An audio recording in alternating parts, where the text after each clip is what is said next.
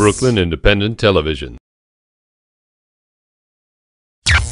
Hey, it's a big But vote. will Brooklyn really go for Why it? don't we just agree to disagree? Yeah, that's really gonna fly in Well, that's a Brooklyn. good question. No. Listen. That's exactly the point I wanted to make. One man, one vote is the cornerstone of American democracy.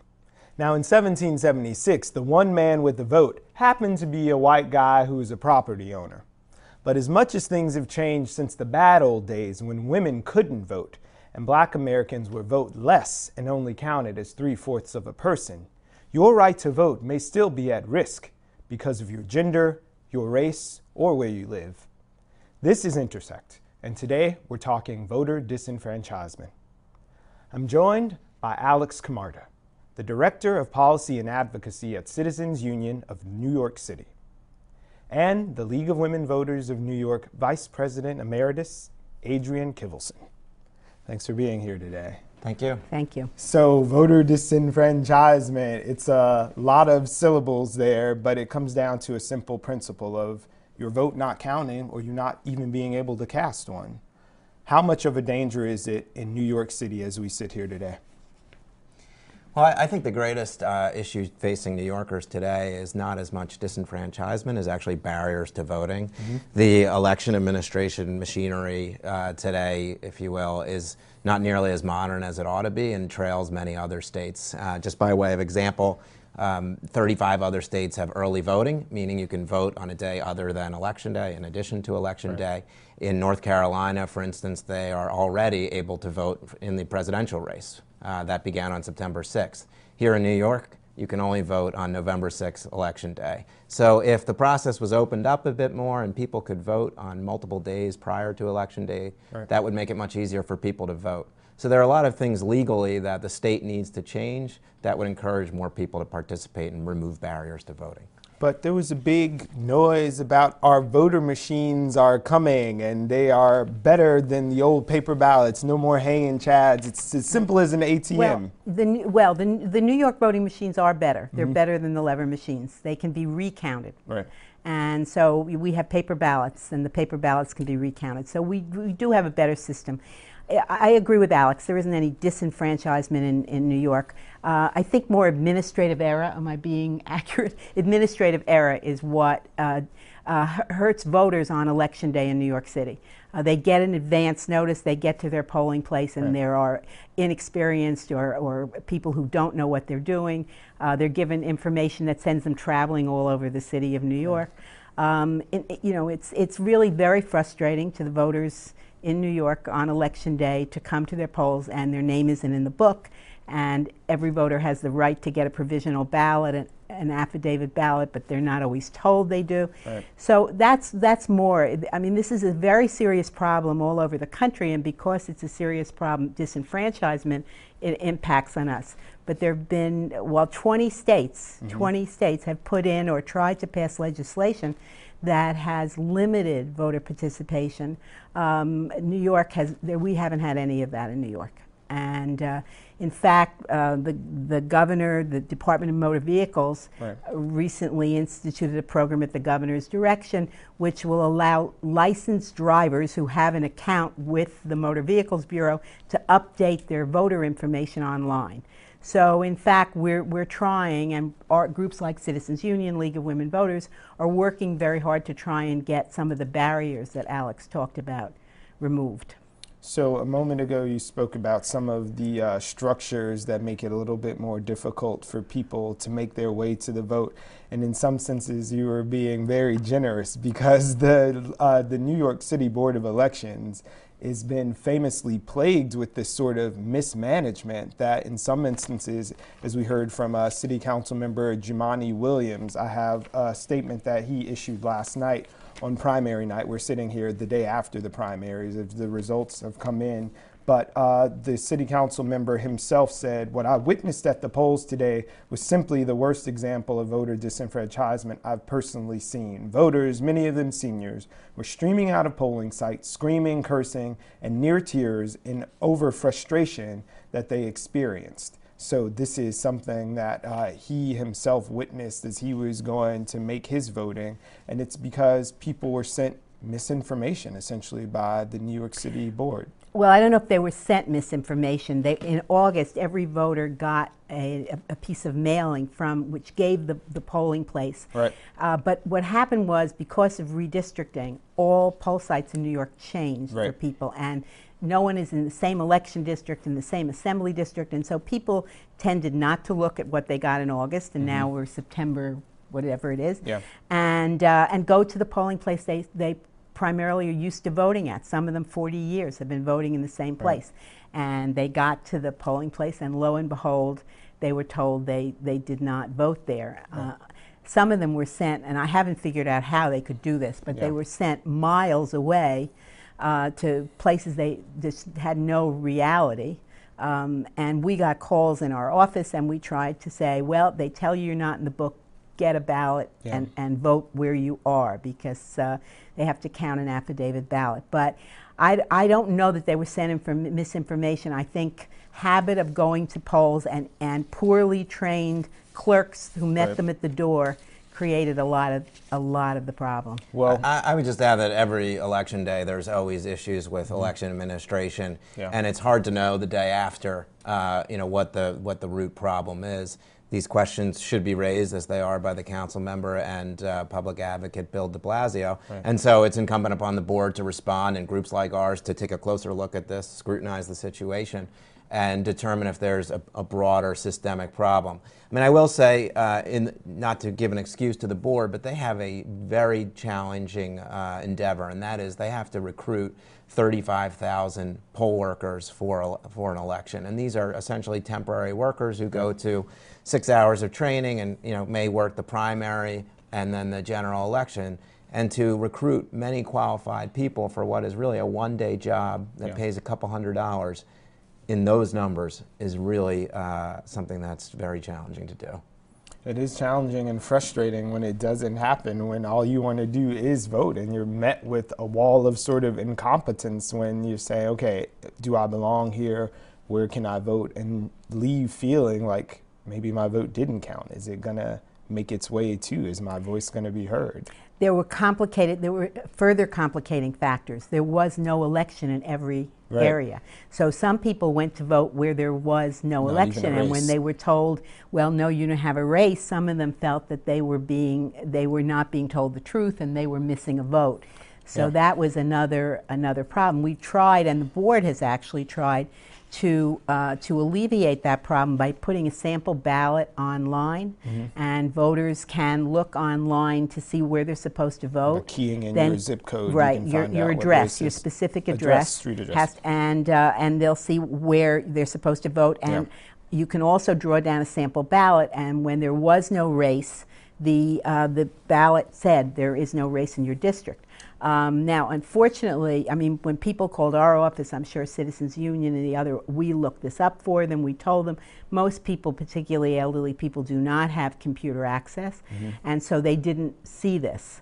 And that just added to what is a level of frustration. What is normally a problem. It just added to it. And then I had somebody call up and say, well, they were discriminating against me because I was a registered Democrat, and they said my name wasn't in the book, but the man next to me was a Republican and he voted.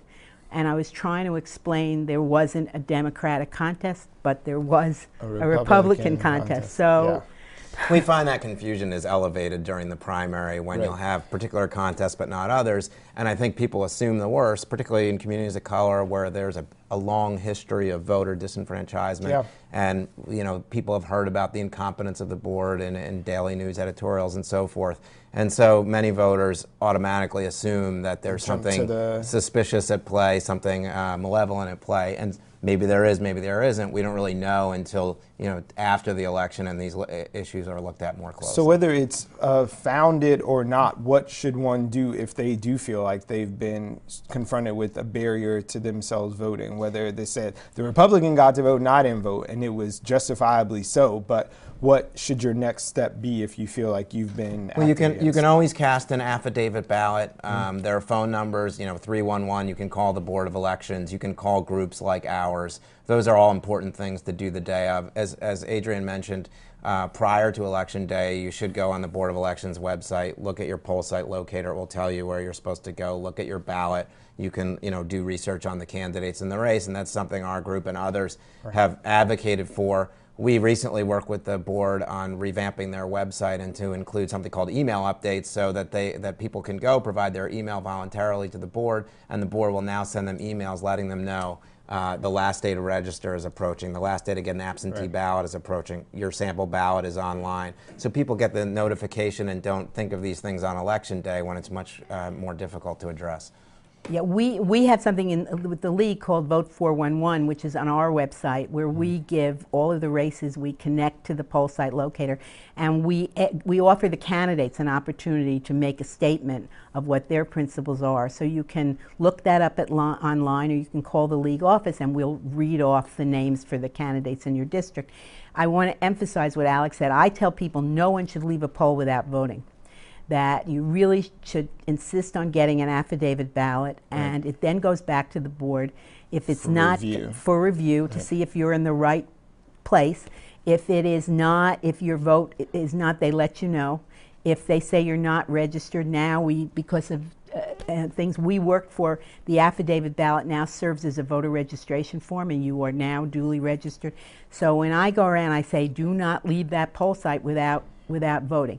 And then, in addition to calling us and calling Citizens Union, call your council person. I mean, because the council they're eager to hear. Oh, they're eager to hear about it. And I know I can't. We're going to be at an oversight hearing that the Councilman Williams will co-sponsor with the chair of the Government Operations Committee. We're sure there will be.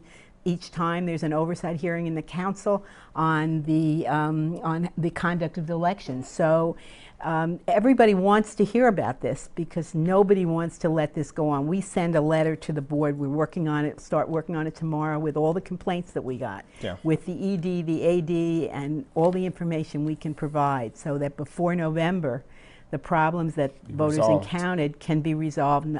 That's the... Well, much in the same vein, Alex, you mentioned earlier the city, not comptroller, the public advocate, the guy who's out there fighting for the public in your best interest, released 3 guidelines or directives that he would urge the Board of Elections to follow. Among them is to verify that all poll site information mailed to voters prior to November's election is up to date and accurate. And 2, to ensure that poll site workers are sufficiently trained and informed about redistricting changes that can direct voters to their correct polling site on Election Day. And lastly, to provide an efficient and clear affidavit voting process that you were just speaking about that can be cast on Election Day. So voters facing a hardship to other polling sites can still cast a vote. But speaking of those other polling sites, we have to rewind a little. The last time we talked about sort of votes and them getting lost was centered around the issue of these district changes that seem to have been a bit of a gotcha yesterday for people showing up at places that they may have been voting, like you said, for 40 years. And hey, guess what? Your district doesn't exist anymore, so you have to move. But I know that Citizens Union has been doing a lot of work about this redistricting at the state level. So we talked about LAT4 last time, but now JCOPE is the new thing. So unpack JCOPE for me, Alex. So JCOPE is the new ethics body that was created in 2011 as part of a revamping of the Ethics Commission for the state.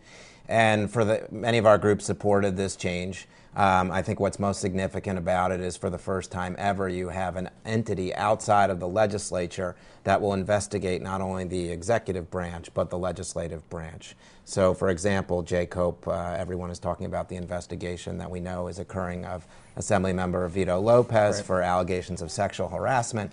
And that's the first time an entity outside the legislature will be looking at potential ethical misconduct. Prior to this law, that would have been handled by the legislature internally, as it was by an assembly ethics committee, where this is an instance where there's dual jurisdiction. But to have an outside entity within the government also look at that as a good check on the conduct of legislators. And we also know that there are others looking at this as well, district attorneys and so forth. I just want to add that we had state redistricting, and we had serious problems with the way it was done and the partisan nature. Citizens Union and the League were together with other groups on this. Now we're going to have city council redistricting. So now you're in a new assembly district and you're in a new state senatorial district, and in 2013 you're going to be in a new council district. Right. But the council districting is done differently. It is not done by the council. Right. It's done by a body of broadly based body of appointments from council leaders and the mayor, and there has to be a balance on the panel, and they're now going through the process of redrawing the city council lines. So that's the next election, and we're hopeful that it's we think it's a much better process than the state's process. It is, but you know what we'll likely see is some of the same frustration that you highlighted today, where people, because they're unfamiliar with the changes, or maybe the board has not done an adequate job in notifying them, we'll probably see in the council races next year, which there'll be many open seats and many candidates running in, voters going to their poll site that they've gone to for the previous decade, and then it will be different because the lines have been recalibrated to reflect changes in population. So that's something that could arise again. It's a problem that occurred this year with the state legislative races, but we'll likely see it next year as well. But I'd like to raise something about what the public advocate raised in terms of the mailings that go out from the Board of Elections before Election Day. Right. Am I correct? There has been no agreement that there will be a mailing. The board is only obligated to do a mailing once prior to the primary and not between the primary and the general election, and it's something groups like ours who want to see turnout increase have encouraged, but the reality is it also costs close to $2 million. All those stamps and all those registered voters. What else are you doing with the money besides telling people when and where and giving them the information on who wants their vote? Well, the problem, I mean, again, we're not here to defend the Board of Elections, and it's certainly the last thing I want to do. But this year, the Board of Elections ran something like 5 elections, and we had what we think is believe is really a wasteful congressional primary in June, and then a September primary for state offices. We would have liked to see the whole thing in June. We have special elections.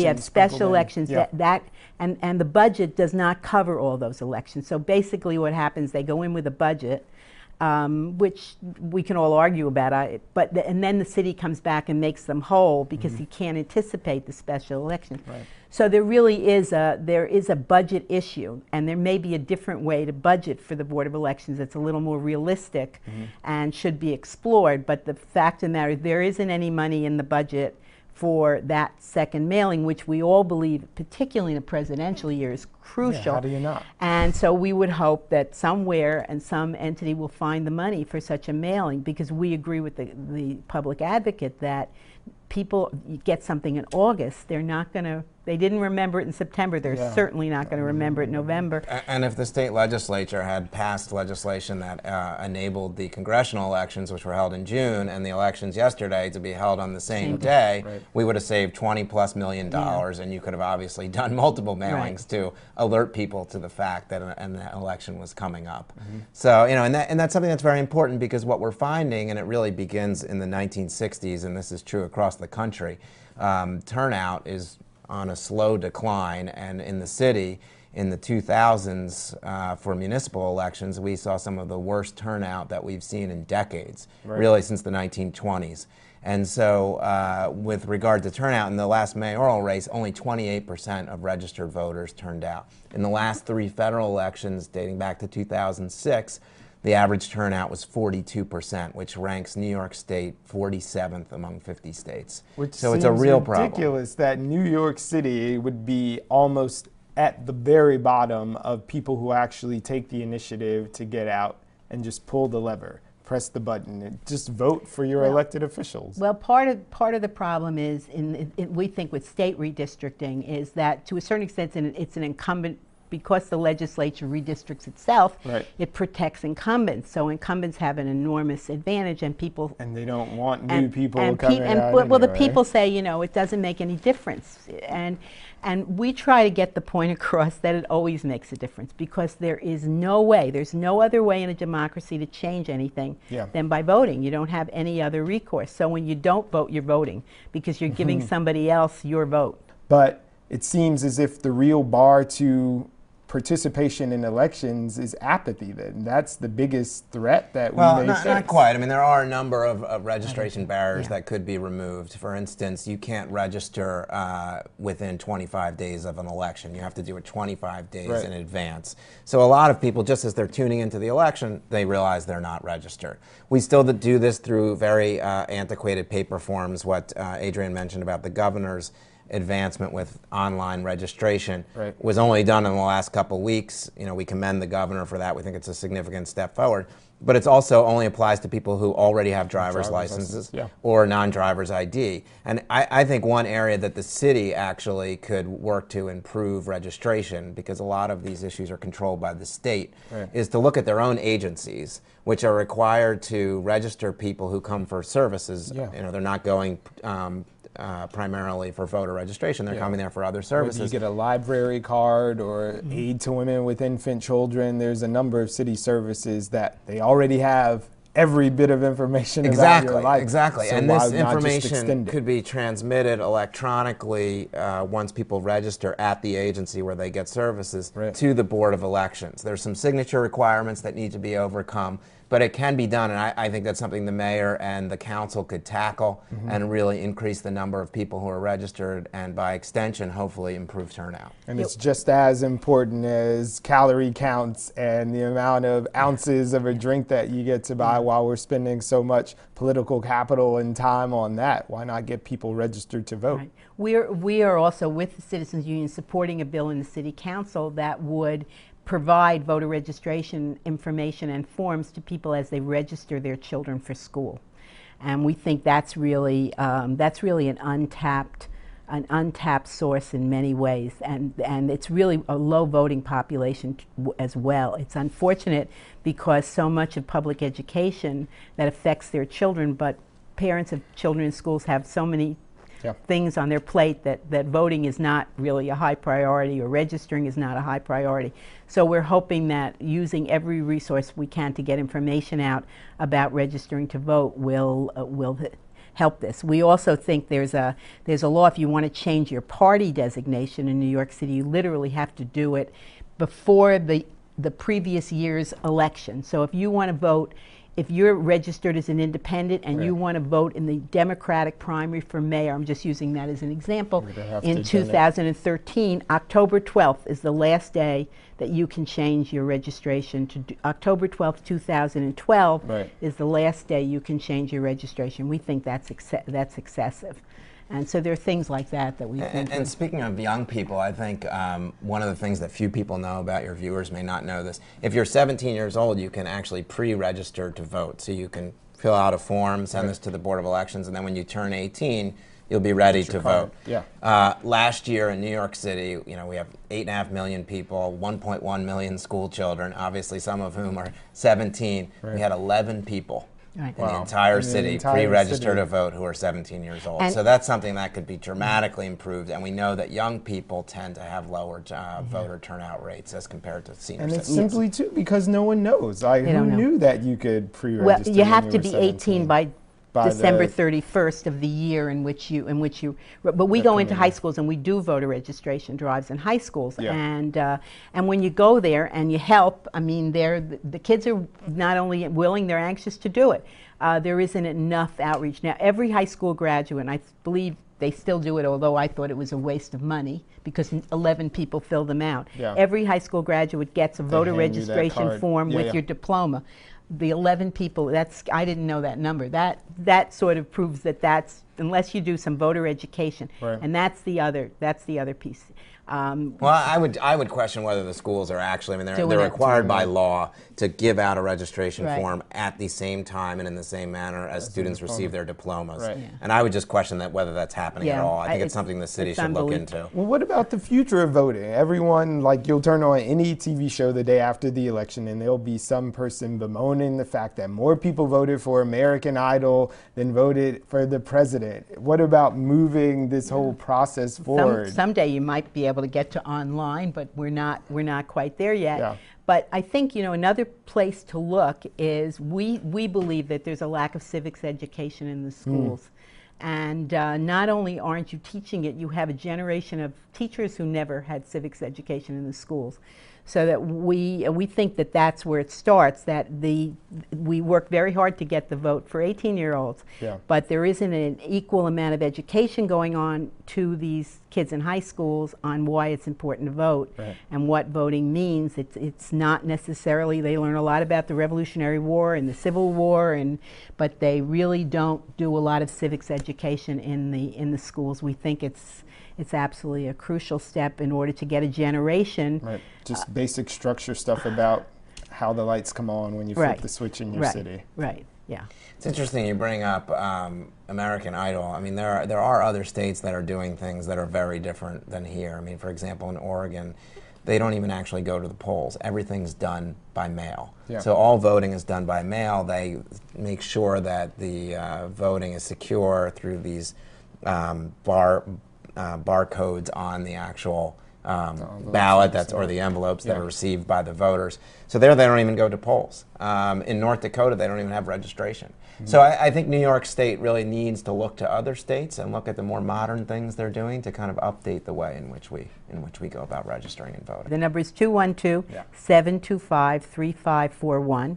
And there's the League website, which is lwvnyc.org. And then Vote 411, as I explained, which has a lot of information on the current election, is just vote411.org. And it's the League of Women And Voters. it's the League of Women Voters of the City of New York. Alex, where can we find Citizens Union? So Citizens Union, our number is 212-227-0342. My extension is 24 if you want to call me directly. We also have a website, citizensunion.org. We have a voter guide that we provide to voters for both the primary and we'll do again for the general election. New Yorkers can go on our website and look at the actual guide we provide that summarizes interviews we've done with candidates and who we recommend they should vote for. Excellent. Well, thanks for sharing. We hope that your voting yesterday or on primary day, whenever you happen to be watching this, went smoothly. But if it didn't, don't be disheartened. Get in touch with these guys and they'll get you on the path. So thanks for watching Intersect, and I'd like to thank my guest, Alex Camarda of Citizens Union of the City of New York, and from the League of Women Voters of New York City, Vice President Emeritus Adrienne Kivelson. We'll see you next time. Bye now.